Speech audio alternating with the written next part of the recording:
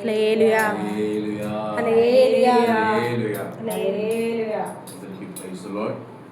ఈరోజు వాక్య ధ్యానార్థమై న్యాయాధిపతుల గ్రంథము 13వ అధ్యాయము 2వ వచనం నుంచి మనము చదువుకుందాం.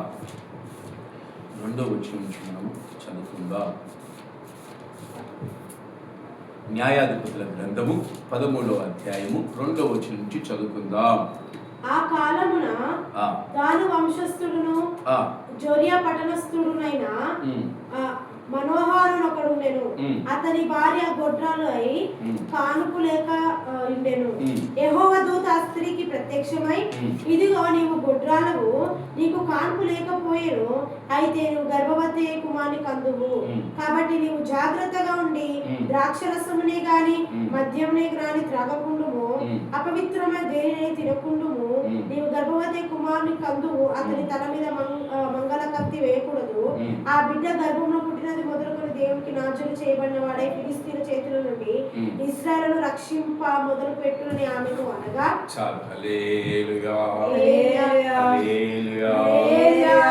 మరి లేఖనాల్లో మనం చాలా జాగ్రత్తగా చదివితే ఎవరి గురించి మాట్లాడడం జరిగింది? Very good. సంసోను గురించి.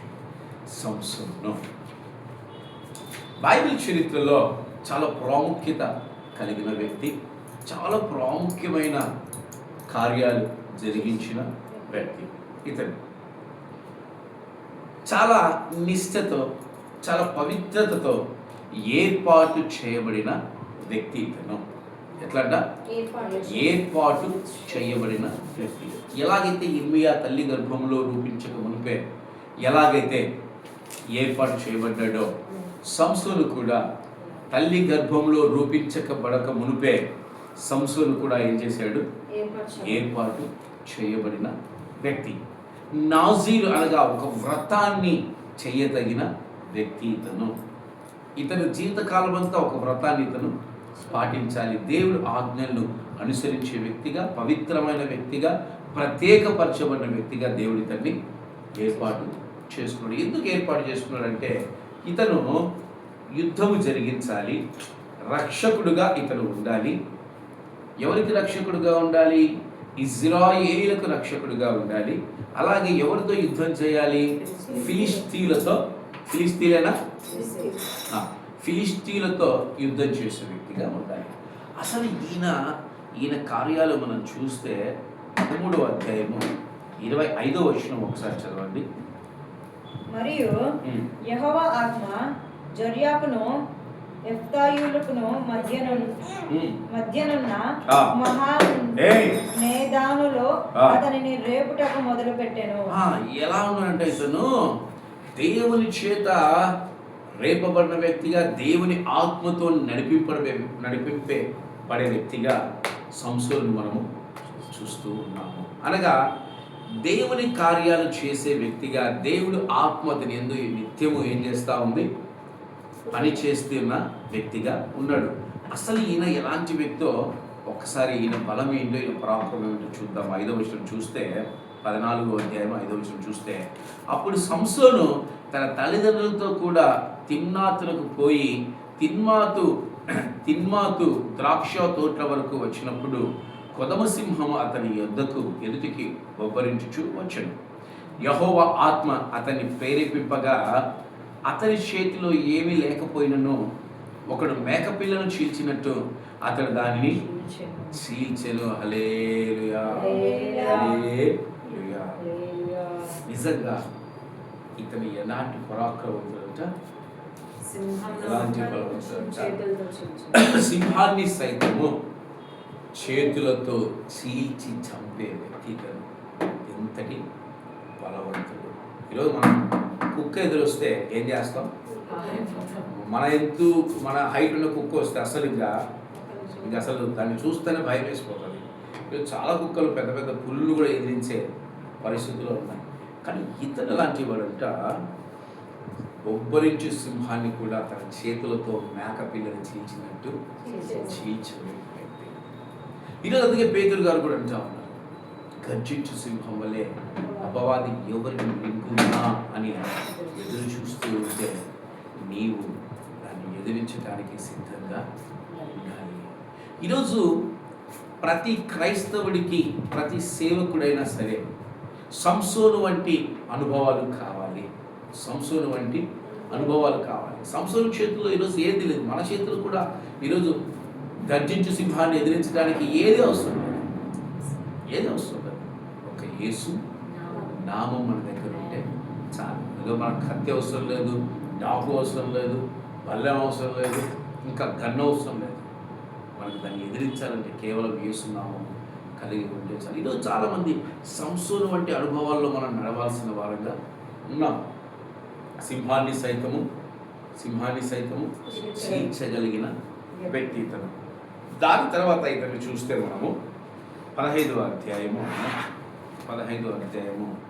మనం చూస్తే 4వ వచనం చూస్తే పోయి 300 నక్కలను పట్టుకొని దివిటీలను తెప్పించి తోకతట్టు తోకను తిప్పి 2 తోకల మధ్యను ఒక్కొక్క దివిటీని కట్టి ఆ దివిటీలో అగ్ని మండజేసి ఫిలిస్తీన్ల గోధుమ చేలలోనికి వాటిని పోనిచ్చి పనల కుప్పలుగాను, పైరుగాను, ద్రాక్ష తోటలను, ఒలివ తోటలను తగలా.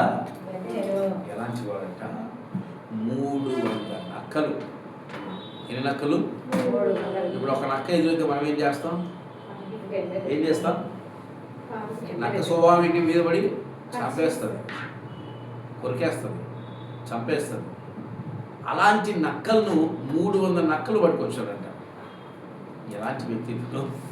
నిజంగా 300 నక్కలు పట్టుకొచ్చి ఒకదాన్ని ఒకటి పెట్టి తోకకు బిగించి దాని మధ్యలో దివిటి పెట్టి పొలంలో వదిలేస్తే ఆ దివిటి ఆ రెండు వెళ్తున్నప్పుడు వెనక ఆ దివిటి ఆ పొలం పండ్లకు తగులుతూ ఉంటే ఆ పొలంలో ఉండే వాళ్ళన్నీ తగలబడిపోయి మొత్తం ఫిలిస్తీన్ల యొక్క పంటలన్నీ కాల్చివేయబడి ఒలీవ చెట్లన్నీ తగలబడిపోయి ఫిలిస్తీన్లకు నష్టం కలిగించిన వ్యక్తిగా మనం ఇద్దరిని చూస్తున్నాం. అంటే ఎంతటి బలవంతుడు సంసోను! ఒకసారి మనం ఆలోచిద్దాం. అలాగే వాళ్ళందరూ వచ్చినప్పుడు అదే 15వ అధ్యాయంలో 13వ వచనం మనం చూస్తే, అందుకు వారు అలాగూ కాదు, నిశ్చయముగా మేము నిన్ను చంపము గాని నిన్ను గట్టిగా కట్టి వారి చేతికి మేము అప్పగించదమని చెప్పి 2 కొత్త తాళ్ళ చేత అతన్ని కట్టి ఆ బండ యుద్ధ నుండి అతన్ని తీసుకుని వచ్చింది. అతడు లేహీకి వచ్చే వరకు ఫిలిస్తీన్లు అతన్ని ఎదుర్కొని కేకలు వేయగా యెహోవా ఆత్మ అతని మీదికి బలముగా వచ్చినందున అతని చేతులకు కట్టబడిన తాళ్ళు అగ్ని చేత కాల్చబడిన జనప నారవలే ఆయన సంఖ్యలను అతని చేతుల మీద నుండి వీడిపోయేనో. అతని గాడిద యొక్క పచ్చి దవడ ఎముకను కనుగొని చెయ్యి చాచి పట్టుకొని దాని చేత 1000 మంది మనుషులను ఒక 5గురు వచ్చి మనం ఎవరితో మనతో మాట్లాడితే ఏం చేస్తాం? ఒక 5 మంది మనం చూసుకుంటే ఏం చేస్తాం? ఆ పిక్క బలం తల్లి పిక్క బలము చూపిస్తాం. 1000 మందిని చంపిన యోధుడు అంటే ఎలా ఉంటాడు? అసలు అతను నడుస్తున్నా, అతను పరిగెడుతున్నా, అతను మీదికి వస్తున్నా కొత్త సింహం వచ్చినట్టుగా అతని చేతిలో దెబ్బ పడితే ఒకే దెబ్బకు చేస్తున్నారంటే 1000 మందిని చంపిన శూరుడు అంటే ఎలాంటి వ్యక్తి? ఒక్కసారి ఆలోచిద్దాం. సంసోను బలవంతుడు. ఈరోజు సంసోనులో శత్రువులను చంపే శక్తి ఉంది. ఈరోజు సంసోనులో శత్రువుల యొక్క పంటను నాశనం చేసే శక్తి ఉంది.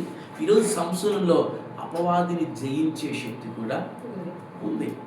అవును కాదు? ఈరోజు ఎన్ని ఉన్నా ప్రియమైన క్రైస్తవుడా ఈరోజు సంసోనులాగా అపవాదిని ఎదిరించే బలంలో ఉండొచ్చు, విశ్వాసంలో ఉండొచ్చు. అలాగే శత్రువుల యొక్క కోటల్ని కూల్చివేసే ప్రార్థనా జీవితము మనలో ఉండొచ్చు. అలాగే మనకు ఎదురుగా వచ్చిన శత్రువులు 1000 మంది వచ్చినను వారిని ఎదిరించే ఆత్మ బలం నీకు ఉండొచ్చు. అంత మాత్రాన నువ్వు బలవంతులని కాదు, నువ్వు గొప్పవాడివని కాదు, లేదంటే నువ్వు పడిపోవని కాదు. ఈరోజు నేను ప్రార్థన ఎందుకు గొప్పవాడిని, నేను ప్రార్థన ఎందుకు గొప్పవాడిని, ఈరోజు గర్జించు సింహం వలె అపవాది నేను చిటికలు వేసి జయిస్తాను, నేను గొప్పదాన్ని, నేను గొప్పవాడిని నువ్వు దయచేసి అనుకోవద్దు. నీ ప్రార్థన వల్ల శత్రువుల యొక్క పునాదులు సైతం కదలే యోధురాలు కానీ యోధులుగా నువ్వు అయ్యుండొచ్చు. కానీ ఏ నిమిషము నీ జీవితము పడిపోతుందో, ఏ నిమిషం నీ జీవితము పాడైపోతుందో నిజంగా నీవు గ్రహించలేదు. ఈ కాలం క్రైస్తవులు, ఈ కాలము సేవకుల పరిస్థితి ఇదే అనుభవాలు. నేను గొప్పవాడిని, నేను గొప్ప కార్యాలు చేస్తాను, నేను అద్భుతాలు చేస్తాను, నేను ఆశ్చర్యకార్యాలు చేస్తాను, అమెరికా పార్లమెంట్లో కూడా నేను ప్రసంగించగలను.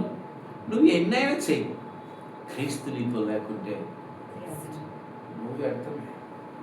క్రీస్తు నీలో కనిపించకుంటే నీ జీవితము శూన్యమే. ఇంత బలవంతుడు ఏమైంది అసలు అతనికి? ఒకసారి ఆలోచిద్దాం. What happen to Samson? అసలు ఇలాంటి బలాన్ని నేనైతే సినిమాల్లో కూడా చూసిండకపోవచ్చు. బహుశా చాలామంది క్రైస్తవులు కూడా సినిమాలు తీస్తూ ఉన్నారు. కానీ ఒకసారి ఇమాజిన్ చేసి అసలు ఈ సంసోను యొక్క అనుభవాలు చూపించగలిగితే నిజంగా ప్రపంచానికి అసలు ఎలాంటి బాహుబలి కూడా, బాహుబలులకు ఇతను పెద్ద బాహుబలి. ఇతను అసలు బాహుబలి అనే వ్యక్తి పుట్టిందే ఇతరులో నుంచి. నిజం. అసలు ఆ ఇమాజిన్ మన రాజమౌళికి దొరికితే నిజంగా ఈ కథలు ఆయన అద్భుతంగా తీయగలనుకుంటాను నిజంగా. అవును. What happen?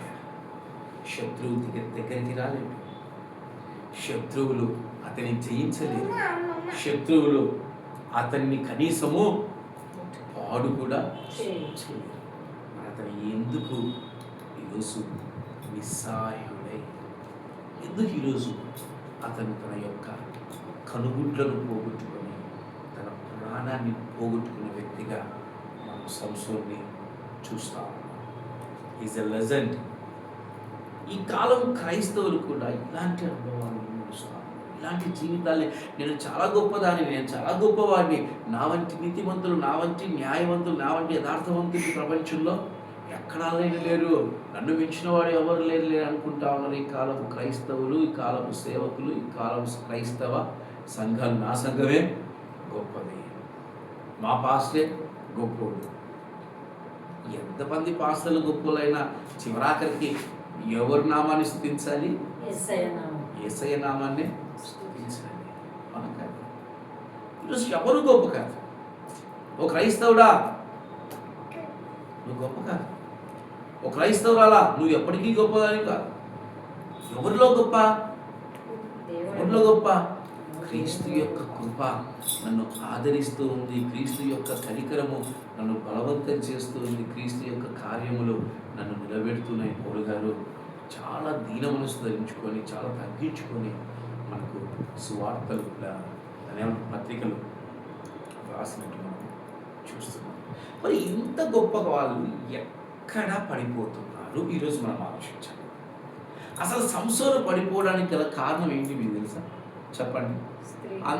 అందరు ఈజీగా మాట్లాడతారు, స్త్రీ అంటారు, స్త్రీ అంటారు. కాదు, సంసోను పడిపోవడానికి గల కారణం స్త్రీ కానీ కాదు.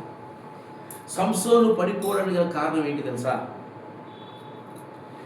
తనకు నచ్చిన కోరిక తనలో నెరవేర్చకపోవటమే సంసోను పడిపోవటానికి ముఖ్య కారణం. ఒక స్త్రీ దగ్గర నుంచి మళ్ళీ ఇంకో ఎక్కడికి వెళ్ళిపోయాడు? స్త్రీలలో ఆయన ఈమెను కాకుంటే ఇంకో ఆమె దగ్గర ఆనందించగలడు, ఆమె కాకుంటే ఇంకొక ఆమె దగ్గర ఆయన ఆనందించగలడు. కానీ ఎందుకు పడిపోయాడు, ఎక్కడ పడిపోయాడంటే తన కోరికలను తను నెరవేర్చుకోలేని అనుభవాలు కలిగిన వ్యక్తే సంసోను. ఈరోజు తనకు కలిగింది ఒక కోరిక. ఫిలిస్తీరాలు ఆమెను చూశాడు, ఆయనకు ఒక కోరిక కలిగింది, ఈమెతో నేను ఉండాలి, ఈమెతో నేను జీవితకాలం జీవించాలి, ఈమెతో నేను జీవితకాలము బ్రతకాలి. అది దేవునికి నచ్చకపోయినా, తల్లిదండ్రులకు నచ్చకపోయినా, ఇజ్రాయిల్ ప్రజలకు నచ్చకపోయినా, ఎవరికి నచ్చకపోయినా తన కోరికలు తాను తీర్చుకునే మనస్తత్వం కలిగిన వాడే సంసోను. తన కోరికను తాను తీర్చుకునే మనస్తత్వం కలిగిన వాడే సంసోను.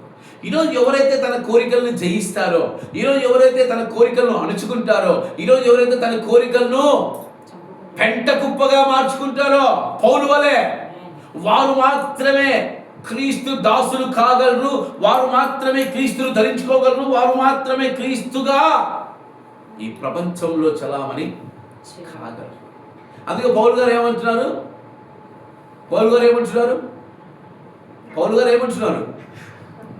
నాకు కలిగినవన్నీ క్రీస్తు కొరకు నష్టపరుచుకుంటున్నారు, నాకు కలిగిన కోరికలన్నీ నేను పెద్ద కుప్పలుగా మార్చుకుంటున్నాను. ఏమైపోయింది సార్? ఇతను ఏం చేశాడు? ఒక అన్య స్త్రీని ప్రేమించాడు, అన్య స్త్రీని అనుభవించాలనుకున్నాడు, అన్య స్త్రీతో తన జీవితాన్ని పొందుకోవాలనుకున్నాడు. తన కోరిక అక్కడ ఏమైపోయింది తెలుసా? ఈ 15వ అధ్యాయం 1వ వచనం చదవండి. కొద్ది దినములైన తరువాత గోధుమ కాలమున సంసోను మేకపిల్ల ఒకటి తీసుకొని తన భార్యను చూడవచ్చి, అంతఃపురంలో ఉన్న తన భార్య యొద్దకు నేను పోదనుకునగా ఆమె తండ్రి లోపలికి అతని వెళ్ళనీయక, నిశ్చయంగా నువ్వు ఆమెను ద్వేషించుచున్నావు అనుకొని నీ స్నేహితునికి ఆమెను ఇచ్చి తిని. ఏమైపోయిందంటే సంసోను ఆశ నిరాశాయే, ఆవేదనెదురాయే, ఆధ్యాత్మికలేమిగని అల్లాడినా పడవ. ఇతని పడవ అల్లాడిపోతుంది. ఇతని పడవ ఏమైపోతుంది? అల్లాడిపోతుంది. తగరించలేకపోతున్నాడు, సహించలేకపోతున్నాడు. ఎందుకు? తనకు కలిగిన కోరిక తన జీవితంలో నెరవేర్చబడలేక పోయింది. ఈరోజు చాలామంది క్రైస్తవ సహోదరులైనా, క్రైస్తవ విశ్వాసులైనా, క్రైస్తవ సేవకులైనా వారు అనుకున్నది సంఘంలో జరగకుంటే, వారు అనుకున్నది వారి యొక్క జీవితాల్లో జరగకుంటే ఏమవుతారు తెలుసా? అల్లాడిపోతారు. అతను ఇంకొక మాట చెప్పాడు, ఆమె చెల్లెలు ఆమె కంటే చక్కనిది కాదా? ఆమెకు ప్రతిగా ఈమె నీకుండవచ్చును చిత్తగింపు మనకు. చూస్తారా? ఆమె కంటే ఆమె చెల్లెలు ఇంకా అందమైంది. దయచేసి ఆమె వదిలేసి ఈమెను చేసుకో, ఈమెను చేసుకో. ఆమె కంటే అందంగా ఉంటుంది. చేసుకోవచ్చుగా. ఎందుకు చేసుకోలేకపోయాడు? తన కోరిక నెరవేర్చబడాలి. ఈరోజు తన కోరిక నెరవేర్చబడినప్పుడు తనలో ఏమి వచ్చింది తెలుసా? తన జీవితంలో ఏం ప్రవేశించింది తెలుసా? ఈరోజు కోరికలు నెరవేర్చబడిన వారి జీవితంలో ప్రవేశించేది ఏంటి? ఏం ప్రవేశిస్తుందమ్మా? నా సైడ్ చూడాలి, కింద కాదు. ఏం ప్రవేశిస్తుంది? మామూలు అడుగుతున్నా, బైబిల్ ఉండదు. అది కోపం వస్తుంది, ఇంకా బాధ చేస్తుంది, ఇంకా క్రోధం వస్తుంది, ఇంకా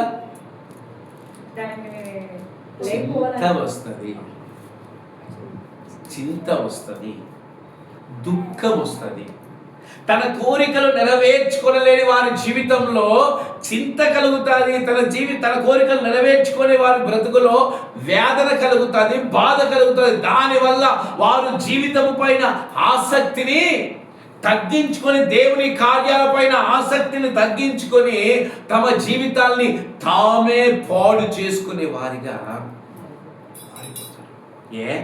ఆమె కాకుంటే ఇజ్రాయిల్లో స్త్రీ లేరా? ఆమె కాకుంటే తన చెల్లెలు లేరా? తనకేం కలిగింది? నా బ్రతుకు ఇంకా ఏమీ లేదు. చింత, బాధ, దుఃఖము. ఇంక నేను బ్రతికి ఉన్నా వ్యర్థమే, నేను బ్రతికి ఉన్నా వేస్తే అని ఎక్కడికి వెళ్ళిపోయాడు? ఇంకొక స్త్రీ దగ్గరికి. అదే తన శిలల కాడికి వెంట అయిపోయేదిగా, తన భార్య చెల్లెల దగ్గరికి వెంట అయిపోయేదిగా, ఆమెను చేసుకుంటే అయిపోయేదిగా. తన కోరిక నెరవేర్చబడలేదు కనుక తనలో ప్రవేశించింది ఏంటి? చింత. అందుకే ప్రభువైన యేసుక్రీస్తు వారు ఏమంటారు? 1 పేతురు రాసిన పత్రిక 5వ అధ్యాయం ఏమంటారు? నీ చింత యావత్తు. చింత వల్ల క్రైస్తవ జీవితాలు పాడైపోతాయి. చింత వల్ల క్రైస్తవ బ్రతుకులు పాడైపోతాయి. చింత వల్ల సేవకుల జీవితాలు పాడైపోతాయి. చింత వల్ల సేవకుల బ్రతుకులు పాడైపోతాయి. సంసోను లాగా తన యొక్క దేవుడి చిత్తాన్ని మర్చిపోయాడు. సంసోను తన యొక్క బలాన్ని కోల్పోయాడు. సంసోను దేవుని కార్యాన్ని కనీసం గ్రహించలేని వ్యక్తిగా ఉండిపోయాడు. ఒక స్త్రీ యొక్క ప్రేమలో మునిగిపోయి దేవుని యొక్క భయంకరమైన సంకల్పాన్ని విడిచిపెట్టి విన్నాడు. దానికి గల కారణం అతనికి బలం లేకనా, అతనికి ధైర్యం లేకనా, అతనికి ఎదిరించే శక్తి లేకనా కాదు, తనలో చోటు చేసుకుంది చింత.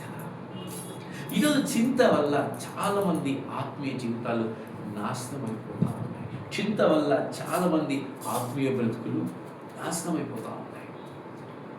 ఎందుకు సంఘాల్లోంచి వెళ్ళిపోతూ ఉన్నారు? ఎందుకు దేవుని సేవను నమ్మకంగా చాలామంది చేయలేకపోతున్నారు? ఎందుకు తమ యొక్క జీవితంలో దుఃఖము, తన జీవితంలో బాధలు ఏమన్నంటే నేను చచ్చిపోతాను, నా దేవుడు నా జీవితంలో నాకేమి చేయలేదు, నాకు మరణమే శరణ్యం, అమ్మా నేను చచ్చిపోతాను, అమ్మా. ఆ తల్లిగారు భయపడిపోతారు, అమ్మో నా కొడుకు చచ్చిపోతాడేమో.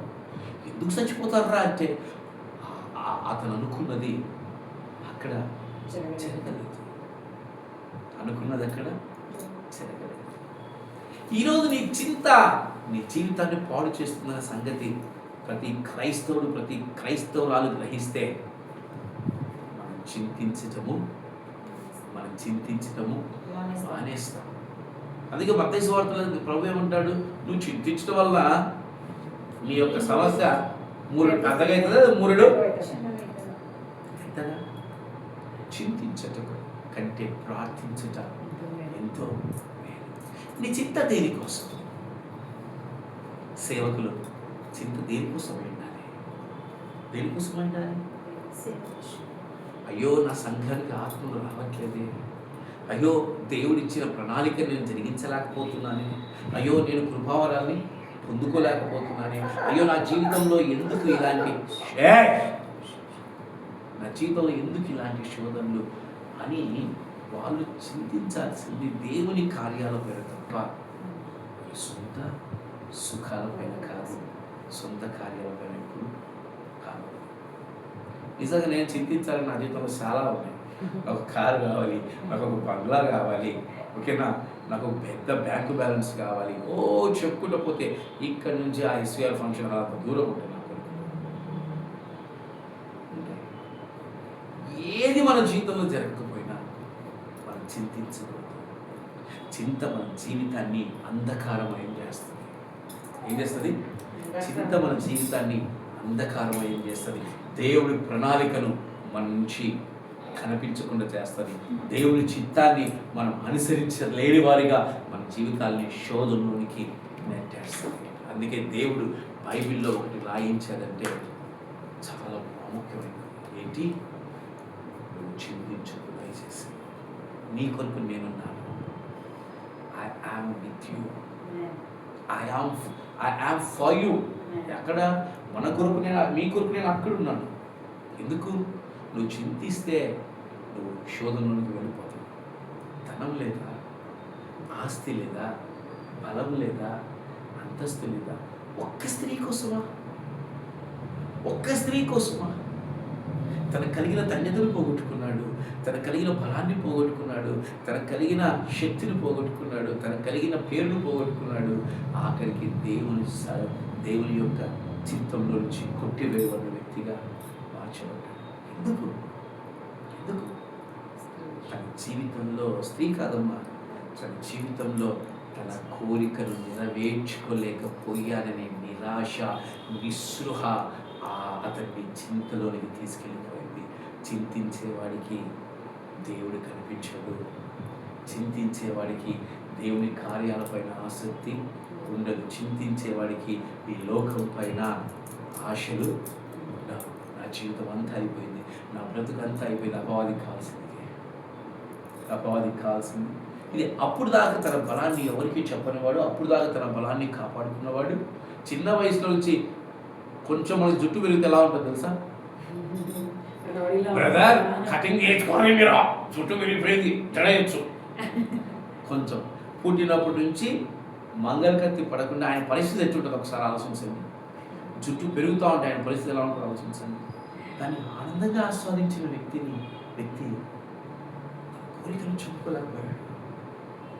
ఈరోజు తన కోరికలు చంపుకున్నవాడే క్రైస్తవుడు. తన కోరికలు చంపుకున్నవాడే క్రైస్తవురాలు. తన కోరికలు చంపుకున్నప్పుడు మనలో చింత అనేది ఎప్పుడు ఉండదు. చింత లేనివాడు క్రీస్తులో ఎల్లప్పుడూ సంతోషించాడు. సంఖ్యలతో బంధించబడి చెరసాలలో వేయబడి కాళ్ళు సైతము కట్టబడి ఉంటున్నప్పుడు వాళ్ళు నిజంగా చింతించింటే వారు అక్కడి వారి జీవితాన్ని విడిచిపెట్టేవారేమో బహుశా. కానీ వారు చింతించలేదు. ఏం చేస్తా ఉన్నారు? దేవుణ్ణి స్తుతిస్తడం మొదలుపెట్టారు. ఎందుకు వారిని దేవుణ్ణి స్తుతించగలిగారంటే వారికి కోరికలు లేవక్కడ. కోరికలు లేనివాడు మహాత్ముడు. కోరికలు లేనివాడు మహాత్ముడు. నా జీవితంలో అది జరగాలి, నా జీవితంలో ఇది జరగాలి, నేను అలాగా ఉండాలి, నేను ఇలాగా ఉండాలి. కొట్టుకొని పోతారు. ఎట్లా పోతారు? కొట్టుకొని వెళ్ళిపోతారు. పౌలీసులకు కోరికలు లేవు. రాళ్ళతో కొట్టుబడిన, పెద్దలతో కొట్టుబడిన, చెరసాలలో ఇలా బంధించిన, కాళ్ళకు పోటాలు వేసిన దేవుణ్ణి మాత్రం విడిచిపెట్టలేదు. జీవితాల్లోనికి ఎందుకు వారు అంత మహిమకరంగా మార్చబడ్డారు? ఎందుకు వారు ఆత్మను పొందుకోగలిగారు? ఎందుకు ఆత్మను వారు కోల్పోలేదు? ఎందుకు వారు అంత ఆనందాన్ని రుచి చూడగలిగారంటే వారి జీవితంలో వారు తెచ్చుకునేది ఏంటి తెలుసా? చింత. వారి జీవితంలో వాళ్ళు తెచ్చుకున్నది ఏంటి తెలుసా? సంతోషమే సమాధానము, సంతోషమే సమాధానము, సంతోషమే సమాధానము, చెప్పనా శక్యమైన. నువ్వు ఎలాంటి పరిస్థితుల్లో ఉన్నా నువ్వు దేవుని స్తుతించడం మానవద్దు. నీ బలము నీ సంతోషం, నీ శక్తి నీ సంతోషం. నీవు దేవుల్లో ఎదగాలంటే నువ్వేం చేయాలి? ఎప్పుడు నా కోరికలు, నా ఇష్టాలు, నా జీవితం, నా బ్రతుకు, నా స్థితి. ఓ క్రైస్తవుడా, నీవంటూ లేనే లేవు. క్రీస్తు ఏమంటున్నాడు? నీవు నా సొత్తు. మన ఎవరు సొత్తు అంట? నీవు నీ సొత్తు కానే కాదు నాయన, నీవు నా సొత్తు. నువ్వు ఏం వేసుకోవాలో, నువ్వు ఏం తినాలో, నువ్వు ఏం ధరించుకోవాలో, నువ్వు ఎక్కడికి పోవాలో, నువ్వు ఎలా మాట్లాడాలో అంతా ఆయన సొత్తే. ఈరోజు మన శరీరాల పైన మనకు అధికారం లేదు. మన శరీరాల పైన ఎవరికి అధికారం ఉంది? ఎవరికి ఉంది? క్రీస్తు మాత్రమే. ఈరోజు ఆయన చింతించలేదు. ఆ గెత్సేమనే తోటలో ఏడ్చాడు, ప్రార్థించాడు, కానీ చివరాఖరి మాట చింతను కొట్టేసింది కిలోమీటర్ దూరంలో. ఏ మాట అది?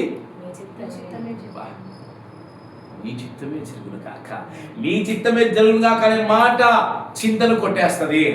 నీ చిత్తమే జరుగును కాక అనే మాట క్రైస్తవత్వంలో నేను అత్యధికంగా ముందుకు తీసుకెళ్ళిపోతాను. నా చిత్తమే నా ఇష్టమే జరగలేదు యేసయ్యా అంటే అయిపోయింది. అపవాది వచ్చి కూర్చొని నీలో చింతను కలగచేస్తానే ఉంటుంది. ఉన్న అంటే ఒక చిన్న ఉదాహరణ, నాకు తెలిసిన ఒక సహోదరుడు, ఇది నిజంగా జరిగిన యథార్థ సంఘటన. నంద్యాల ప్రాంతంలో నాకు తెలిసిన ఒక సహోదరుడు, నా స్నేహితుడే, ఎవరో కాదు. 19వ సంవత్సరంలో తను అంటే డిగ్రీ చదువుతున్నప్పుడు ఒక స్త్రీని, వాళ్ళ ఇంటి దగ్గర ఒక అమ్మాయిని ప్రేమించాడు.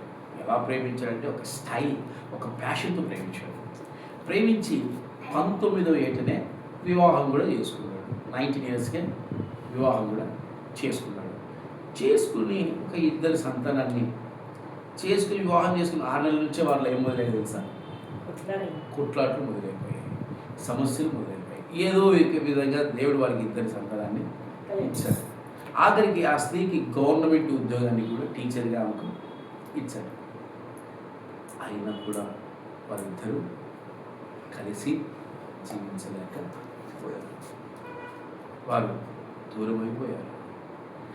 ఆ సహోదరుడికి, ఆ స్నేహితుడికి ఆమంటే ఎంత ఇష్టం అంటే ఇంకా తనను కూడా తాను ఇష్టపడలేనంత ఇష్టం. ఎంత పిచ్చి అంటే, ఎంత ప్రేమ అంటే, ఆమె ఎన్ని పొరపాట్లు చేసినా అవన్నీ క్షమించేంత ప్రేమ. ఒకరోజు తన ప్రేమను విడిచిపెట్టేశాడు. తర్వాత దేవుడు అతని జీవితంలోనికి అస్సలు ఆ ఇష్టం లేని ఒక స్త్రీని తీసుకొచ్చాడు. అస్సలు ఆమంటే అతనికి ఇష్టం ఉంది. ఇష్టం లేని స్త్రీని తీసుకొచ్చాడు. ఇప్పుడు ఈమెతో నీ జీవితాన్ని కొనసాగించాలని దేవుడు సెలవిచ్చాడు. ఇప్పుడు ఆ సహోదరుడు ఆ స్త్రీతో కొనసాగించడా?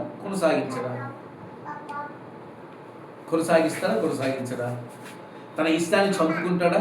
తన ఇష్టాన్ని చంపుకొని దేవా ఇవి నాకు వద్దు, నాకు ఇష్టమైన వాడితోనే ఉంటానంటాడా? తన ఇష్టాన్ని కూడా ఆ సహోదరుడు చంపుకొని దేవుని కొరకు నిలబడ్డాను మొదలుపెట్టాడు. ఇప్పుడు కూడా పిలుస్తూ ఉంటాడు అప్పుడప్పుడు. ఎలా ఉన్నామంటే దేవుని కృపలో నడుస్తూ ఉన్నాడు అంటే తన కోరికను చంపుకున్నవాడు, తన ఇష్టాన్ని చంపుకున్నవాడు ఖచ్చితంగా క్రైస్తవుడిగా మారగలడు. క్రైస్తవ జీవితాన్ని అనుభవించగలడు. ఇంత గొప్ప సంసోను జీవితంలో దేన్ని జయించలేకపోయాడు తెలుసా? తన కోరికను, తన ఇష్టాన్ని జయించలేకపోయాడు. అంత గొప్ప దావీదు దేవుని హృదయానుసారుడు దేన్ని జయించలేకపోయాడు తెలుసా? కోరికను, తన శరీరేచ్ఛలను జయించలేకపోయాడు. శరీర కోరికలు జయించిన వాడు ఏమిటో తెలుసా? క్రైస్తవుడు అవుతాడు. ఈరోజు మన చిత్తాన్ని, మన యొక్క ఆశల్ని, మన కోరికలను మనం ఎప్పుడు వెంబడించకూడదు. దేనిని వెంబడించాలి? క్రీస్తును మాత్రమే వెంబడించాలి. ఈరోజు క్రీస్తు మన కొరకు ఏం చేశాడు? ఒకసారి ఆలోచించండి. తనకి ఇష్టం లేని సిలువను అనుభవించాడు. తన కలిగిన అవమానాల్ని ఇలా కొడుతున్నా, నోరేసి ఉమ్మేసి ఊస్తున్నా, ఎంతగా గాయపరిచినా నోరు తెరవలేదు, ప్రేమ వదిలేదు. ఎందుకు? తన ఇష్టాన్ని చంపుకొని ఎవడు ఇప్పుడు నేను పోయి సిలువ నేర్చుకుంటావా? ఆయన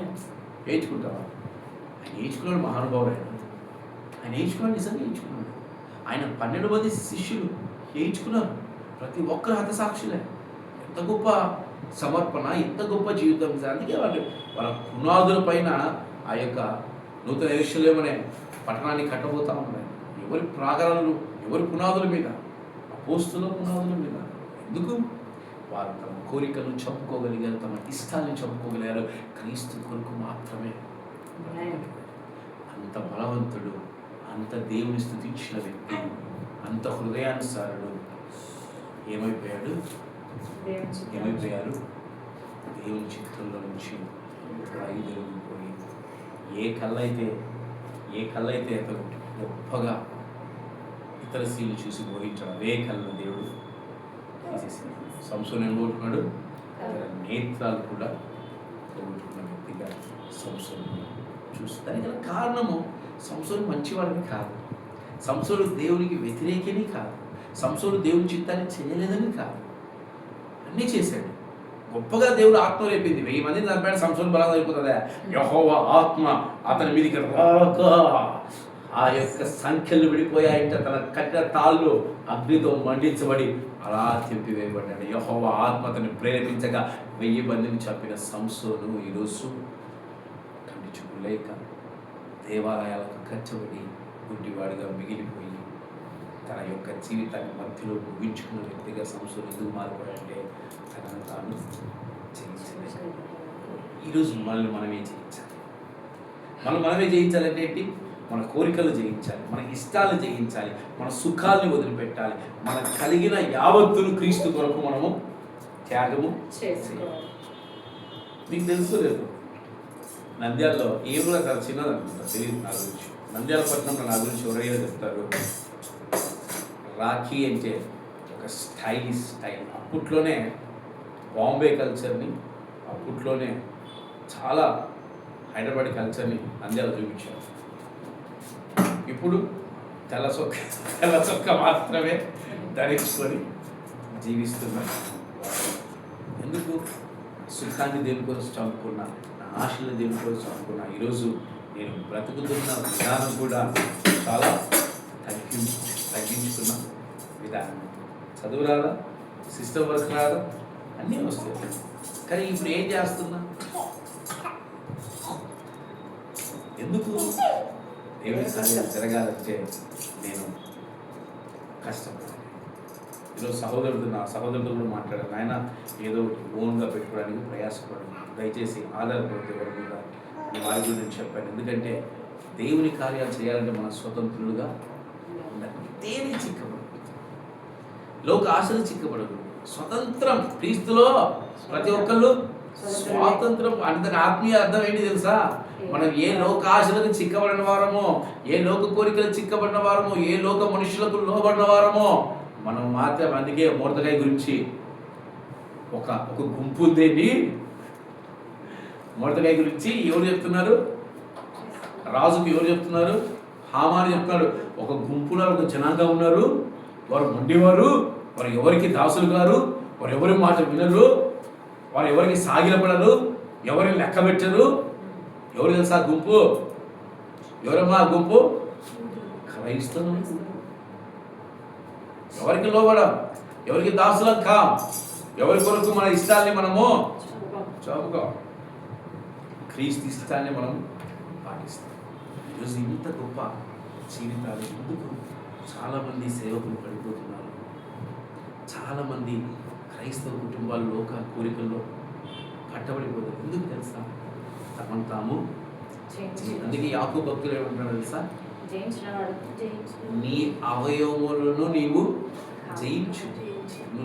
నీలో ఉండే నీ అవయవాలే నీ శరీరాన్ని ప్రేరేపిస్తాయి, పోడు చేస్తాయి. కాబట్టి వీటిని జయించు. క్రీస్తు మొన్న ఒక బ్రదర్ మన రెగ్యులర్గా చూస్తూ ఉంటాడు. ఇజ్రాయెల్ దేశం మనం ఎట్టపోలేదు కనుక అక్కడి ఒలివ అని చెప్తా ఉంటాడు. అతని పేరు బెన్హర్ సంథింగ్ ఏదో ఉంది, పేరు కరెక్ట్ గుర్తులేదు నాకు. అతను చూపిస్తూ ఉంటే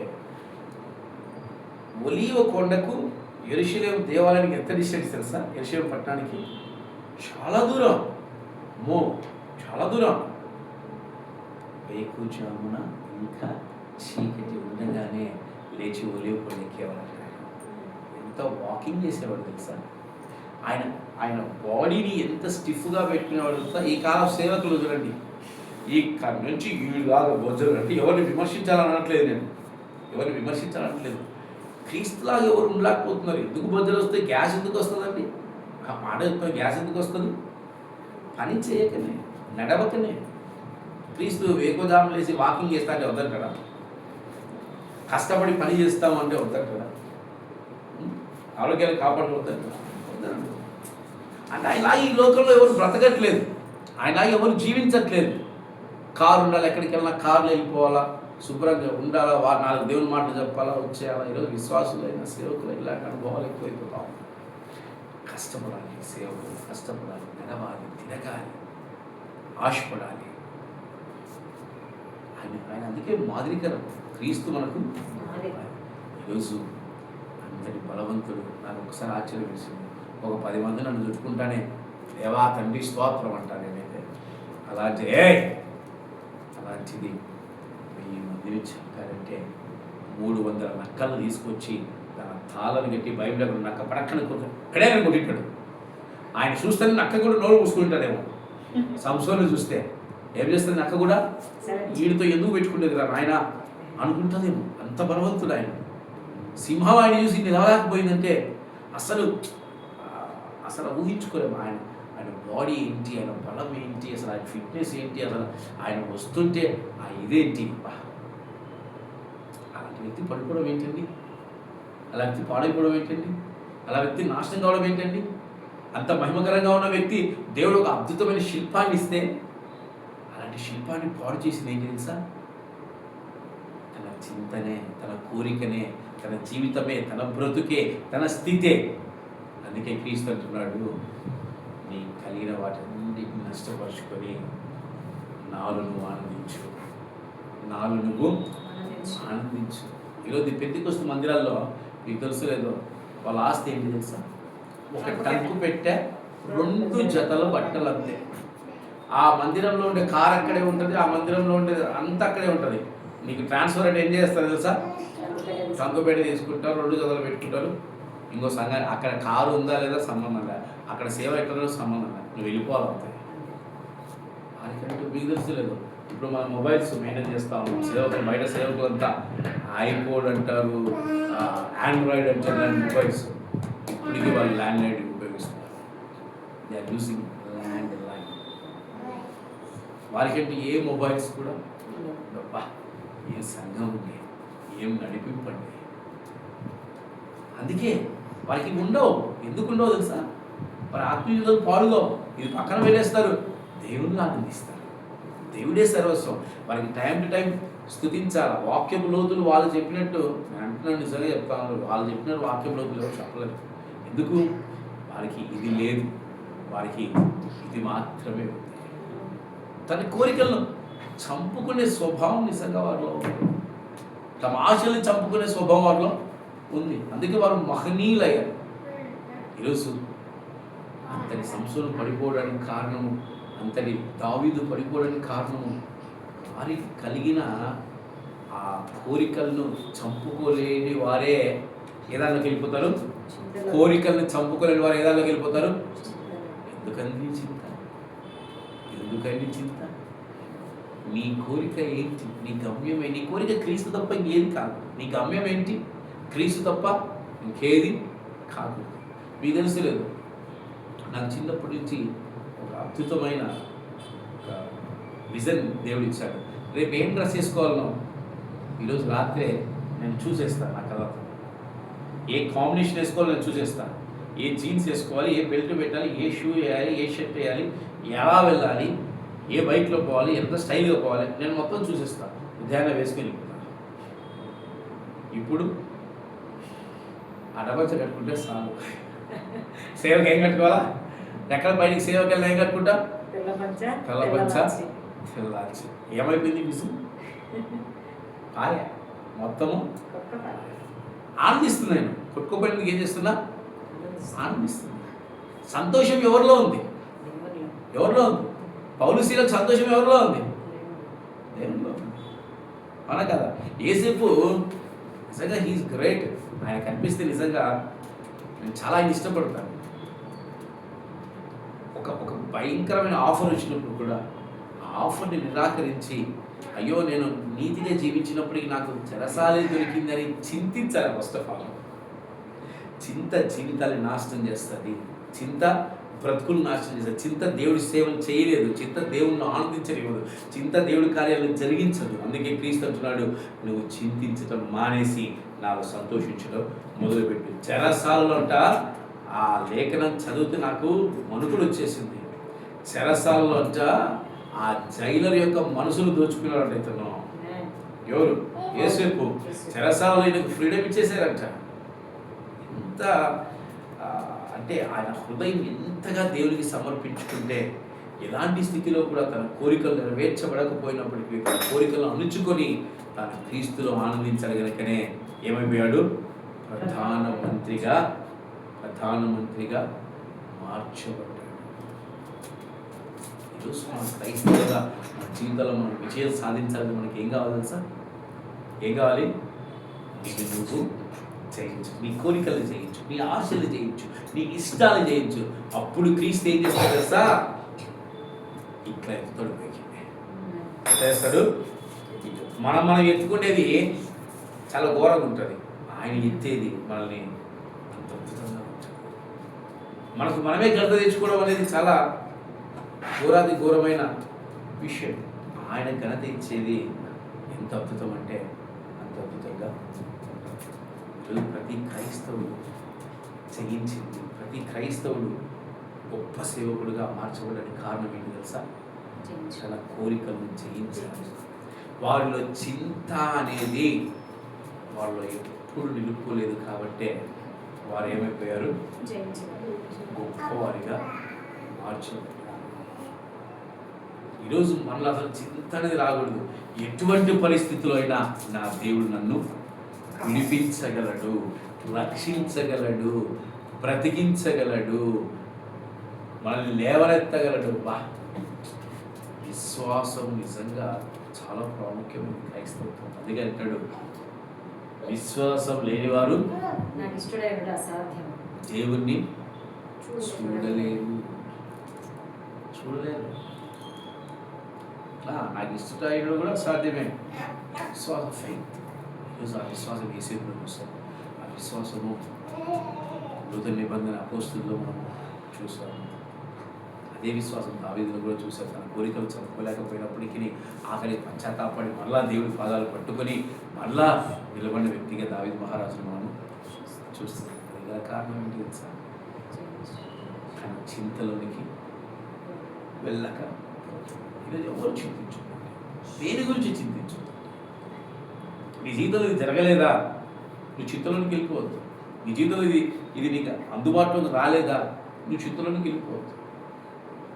నా జీవితంలో కూడా చాలా అందుబాటులో లేవు, చాలా కోరికలు లేవు, వదిలేశాను. ఎందుకు? దానివల్ల నేను చింతలోనికి వెళ్ళిపోతాను. దానివల్ల దేవుడి కార్యాలు చేసే వ్యక్తిగా చింతించే వాడికి దేవుడిని చూసే శక్తి ఉండదు, దేవుడి స్వరం వినే శక్తి ఉండదు, దేవుడి కార్యాలు మన జీవితంలో అనుభవాలు కూడా మనలో ఉండవు. ఎన్ని కార్యాలు చేస్తే దేవుడు ఆఖరికి ఒక స్త్రీ దగ్గరికి వెళ్ళిపోయి చింతించి ఏమైపోయాడు? కలిగిన బలాన్నంతటి అదే చింత లేకుంటే యాదవ్ పిల్లని చేసుకొని ఫిలిస్తీన్లు తరిమి కొట్టి దేవుడి కార్యాలు చేసే వ్యక్తిగా ఈరోజు సంవత్సరం జీవితంలో తెలుసా? ఆనందించడం కోల్పోయాడు. ఎవరిలో? దేవునిలో. ఈ కాలంలో చూడండి, తాగుడికి బానిసలైపోయి బాగా తాగుతున్నారు. ఎందుకై తాగుతున్నాం అంటే బాధలో ఉన్నాము. బాధలో ఉన్నాం కాబట్టి ఏం బాధ వాళ్ళ కోరికలు తీర్చుకోలేకపోయారంట, వాళ్ళ కోరికలు నెరవేర్చుకోలేకపోయారంట. దానివల్ల బాధ, చింత. ఆ చింత వల్ల వారు దేవుని చూడలేకపోయారు, దేవుని కార్యాలని కనుగొనలేకపోయారు. కనుక మన జీవితాల్లో క్రీస్తు చెప్పింది అదే, ఎప్పుడు చింతించడం వల్ల జీవితంలో ఏది సాధించలేదు. క్రైస్తవుడు చేయకూడదు పడేది తెలుసా? అది ఒక్కడి చేయకుండా చాలు. పాపానికైనా క్షమాపణ ఉంది, చింతకు. ఎందుకంటే ఆ చింతలోంచి బయటకు వస్తే కదా దేవుడు చూడగలడు, దేవుడి కార్యాలు చూడగలడు. చూడలేదు. ఆ స్త్రీ ఏం చేసి తెలుసా? చింతించకుండా, క్రీస్తు కాలం మీద పడిన స్త్రీ చింతించకుండా ఏం చేసింది? దేవుని దగ్గరికి చెప్పేసుకుంది. దాని నుంచి బయటకు వచ్చేస్తుంది. ఈరోజు మనం చింత అనే ఒక భయంకరమైన అపవాది ఆయుధం. చింతించడం ఏంటి తెలుసా?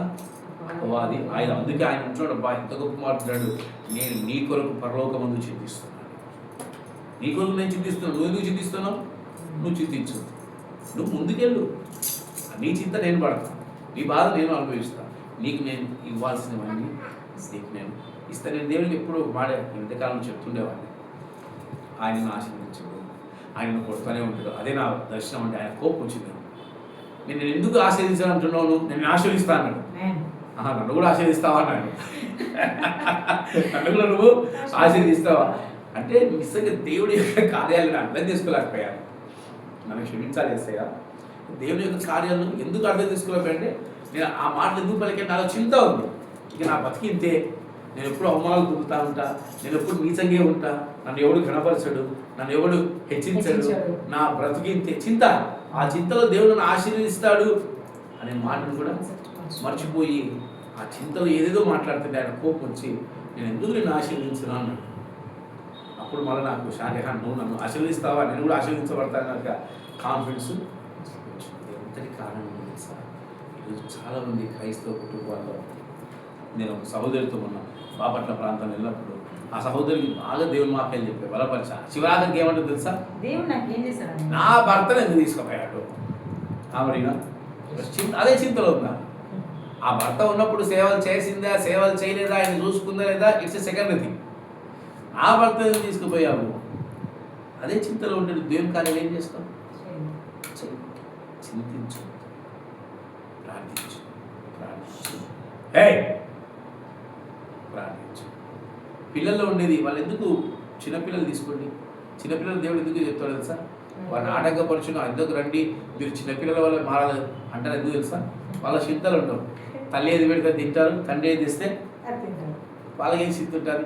చింత అంటే మనకుంటారు కదా, అవునా కాదు? వాళ్ళు ఆనందిస్తూనే ఉంటారు. ఈరోజు మనకు కూడా దేవుడు ఆనందించి ఏ చింతను మన దగ్గర చేర్చుకోకూడదు. నాకు నా యేసయ్య ఉన్నాడు. ముందు ఆ చింత నీలో పోవాలంటే ముందు నీ కోరికలు చెప్పుకో, నీ ఆశలు చెప్పుకో, నీ ఇష్టాలు చెప్పుకో. నువ్వు ఎలా మారాలంటే ఎలా మారాలి? క్రీస్తులా కనిపించాలి. ఎట్లా కనిపించాలా? క్రీస్తులా. ఇది సాధ్యమేనా? బైబిల్ చెప్తుంది ఇట్స్ పాసిబుల్.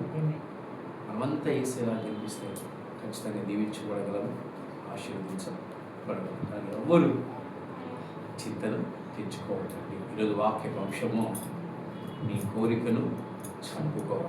కోరికను చంపుకునేవాడు చింతించేవాడు వాడేవాడు. దేవుడి వాక్యాన్ని దీవించి ఆశీర్వదించును గాక. మీరందరూ లేచి మీ హృదయాన్ని పరిశీలన చేసుకోండి.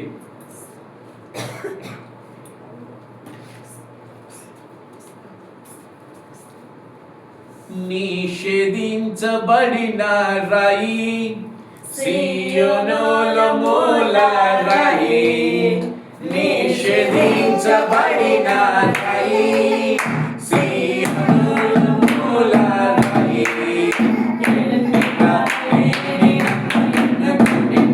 సీయోను రాజు నా యేసు, ఎన్నిక లేని నన్ను ఎన్నుకొనిన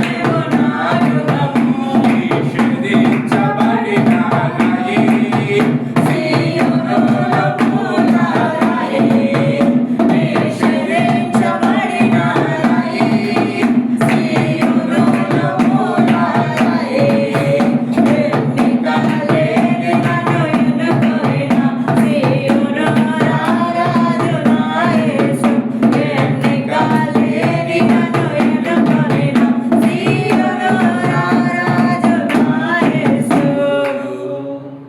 సమస్త మహిమ ఘనత మన ప్రభువైన యేసుక్రీస్తుకే కలుగును గాక. ఆమేన్. అసలు ప్రార్థన చేయము.